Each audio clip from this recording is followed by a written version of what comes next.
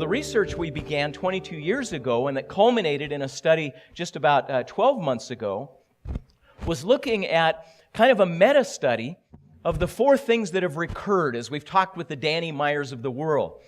Are the four cultural competencies that we've come to focus on actually a critical part of what enables us to innovate and execute as an organization?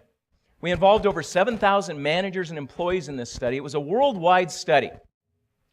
Hundreds and hundreds of organizations. And what we found is there are four viruses in most operating systems, most cultural operating systems. The first is a virus we called a culture of resistance. This is where you have to find your go-to people and rely on them to solve the hard problems. In most organizations, there's about 5% of the staff that always get the hard problems to solve. The unwritten rule there is, we expect you to do your least and drag your feet. And so we staff around it. We organize around it. We sideline you when we know that you're probably not going to engage. We found that when that virus is present, you pay a tax. It drags the overall performance of the organization substantially. So look at the numbers. Now I'm going to fly through some of the rest of these, but we'll be publishing these results to you later. What I wanted to share for today was sort of the big idea. At the interpersonal level, we found a culture of silence is one of the most profound viruses you can have in a cultural operating system. This is where employees avoid speaking up about emotionally and politically risky issues. The unwritten rule here is we value harmony over results. In other words, between truth and power, we value power, right? We don't want truth here. In an organization where we want people to make the best decisions, to execute collectively, to innovate consistently, you have to be able to speak truth to power.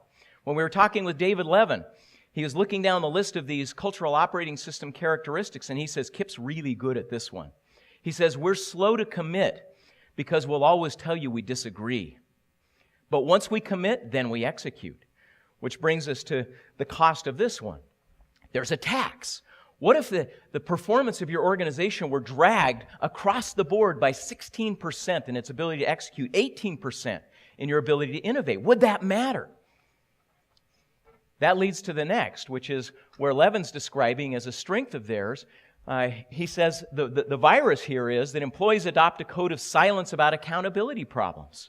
So it's literally a collusion. I won't hold you accountable, you don't hold me accountable, we'll all pretend like everything is okay. You pay a tax. Whereas at organizations like Union Square Hospitality and KIP and others, you'll find that anyone can hold anyone accountable. I mean, what happens when that becomes possible? And finally, you get a culture of cynicism. How many of you have heard in organizations the phrase flavor of the month? Any of you heard that before? Yeah. Is that an optimistic, peppy saying? Yeah?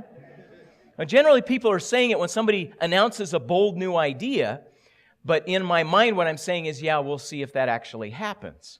Because the idea is contingent on us changing behavior, and we don't know how to change behavior. So the unwritten rule is wait it out, and you pay a tax for it.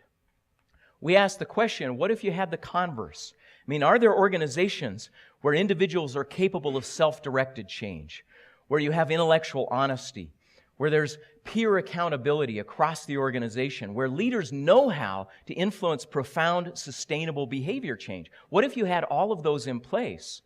You know, what if you're able to use some of the intellectual products that spun out of our work? These didn't come because we had an interest in the topic specifically.